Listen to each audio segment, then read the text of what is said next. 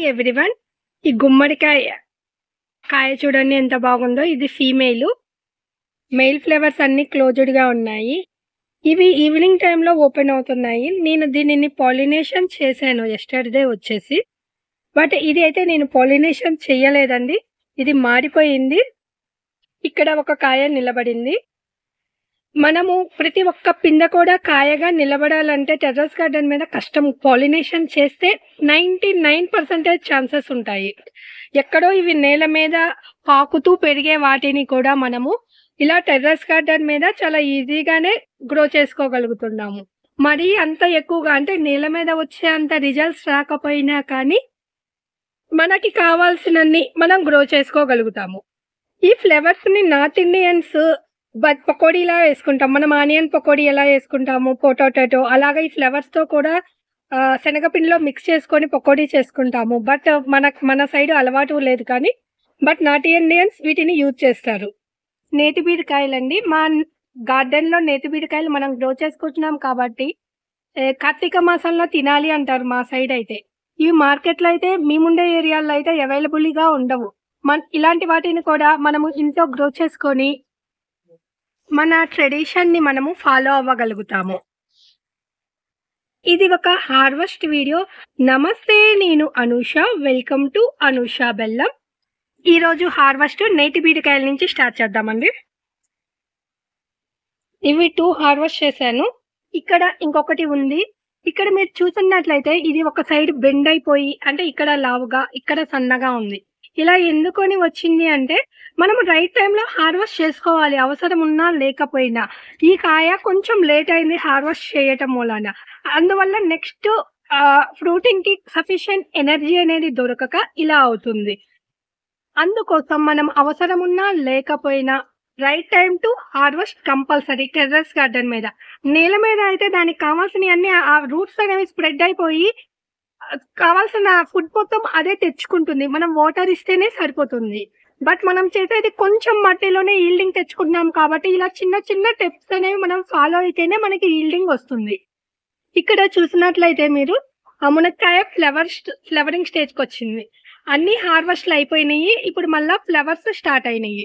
ఇవి 365 days grow కాయలు ఉంటున్నాయండి. కాయలు అయిపోయే సమయానికి మళ్ళీ పూత స్టార్ట్ అయిపోతున్నాయి.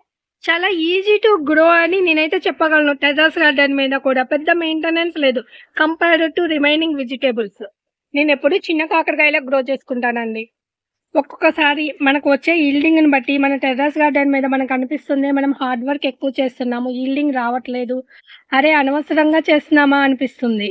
అది మన మిస్టేక్ కాదండి. వెదర్ చేంజెస్ వల్ల మనకు వచ్చే ఈల్డింగ్ అనేది ఆధారపడి ఉంటుంది. ఎటువంటి కండిషన్లో అయినా కానీ మన హార్డ్ వర్క్ మన పని మనం చేసుకుంటూ ప్లాంట్స్ని కేర్ చేసుకుంటుంటే అవి పెద్దవి కాకపోయినా మనం ఎక్స్పెక్ట్ చేసినంత కాకపోయినా ఎంతో కొంత అయినా మనకి వస్తాయి. ఒక్కొక్కసారి మనం ఎక్స్పెక్ట్ చేసిన దానికంటే కూడా ఎక్కువ వస్తాయి. అది అంతా వెదర్ చేంజెస్ ప్లస్ మనం ఇచ్చే soil mix, liquid fertilisers and మనం వేసిన విత్తనాల మీద ఇన్ని ఆధారపడి ఉంటాయి మన ఈల్డింగ్ అనేది.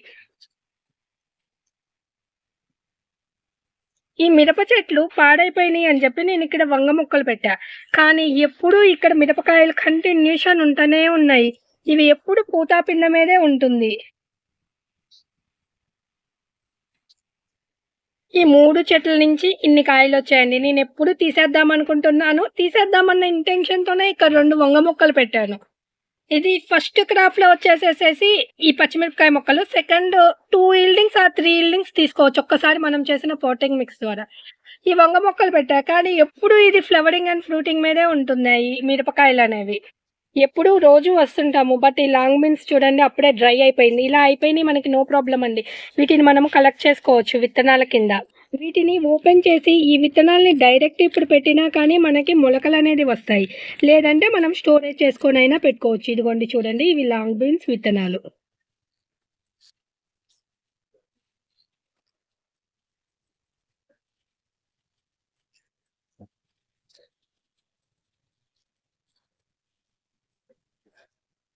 ఒక్కసారి మన గార్డెన్లోకి ఏదైనా మొక్క వస్తే మనము పొరపాటున మర్చిపోయినాయే విత్తనాలుగా కలెక్ట్ చేసుకోవచ్చండి.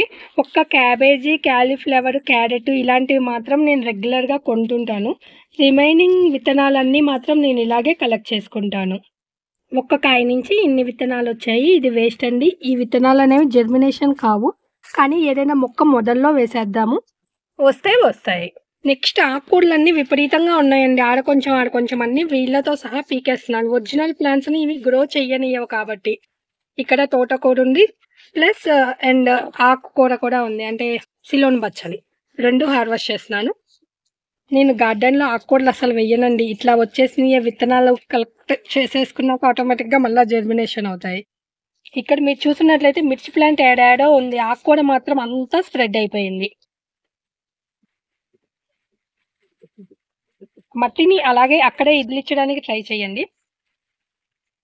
ఇక్కడ గార్లిక్ అనేది ఎండిపోయింది. ఈ కండిషన్‌లో ఉన్నప్పుడు మనం హార్వెస్ట్ చేసుకోవచ్చండి. ఇదిగోండి. ఇదిగోండి ఎండిపోయింది. ఒక చిన్న పాయ పెడితే చాలా ఈజీగా 3 మంత్స్ లోపలే వస్తాయండి. చిన్న చిన్న కంటైనర్స్ ఉంటే ట్రై చేయండి. ఇలా నాకు ఆకుకూరలు రావటం వలన ఒరిజినల్ ప్లాంట్స్ అసలు ఉన్నాయో లేదో కూడా తెలీదండి. ప్రతిసారి పాటింగ్ మిక్స్‌లో ముందు అవి డామినేట్ చేసేస్తాయి. ఇక్కడ కూడా కొయ్యతోట కూడా ఉంది.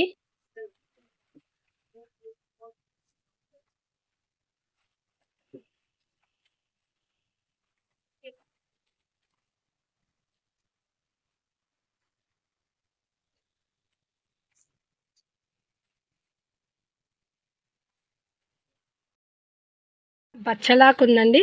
ఇది హార్వెస్ట్ చేయకపోతే టమోటా ప్లాంట్‌ని ఎదగనీయదు. కాబట్టి నేను వేళ్ళతో సహా తీసేస్తున్నాను. ఇక్కడ కొయ్యతోట కూడా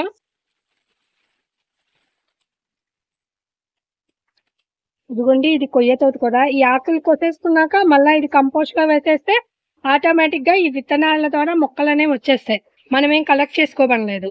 ఇక్కడ పాలకూర ఉంది. ఇది మొత్తం హార్వెస్ట్ చేసేద్దాము. కోడ్ లీవ్స్ వస్తుందనమాట ఈ పాలకూరకి.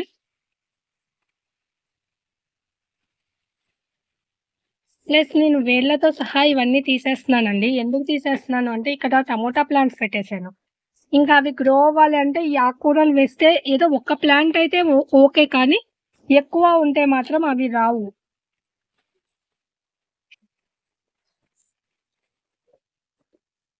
అందుకని మొత్తం నేను హార్వెస్ట్ చేసేస్తున్నాను.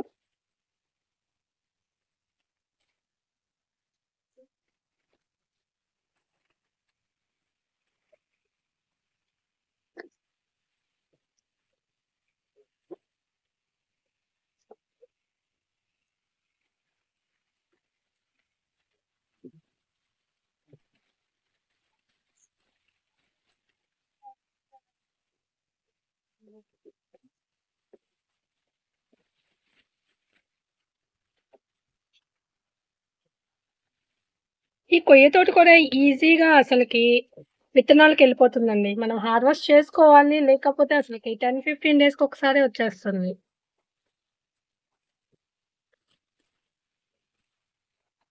ఈ ఆకుకూర ఏముందిలే కొంచెం కొంచెమే హార్వెస్ట్ చేస్తానండి. హార్వెస్ట్ చేశాక అయి అసలు ఒక బుట్ట పైనే వస్తున్నాయి రోజు. ఇంకా చాలా ఉన్నాయి. కానీ ఇదే చాలా ఎక్కువ.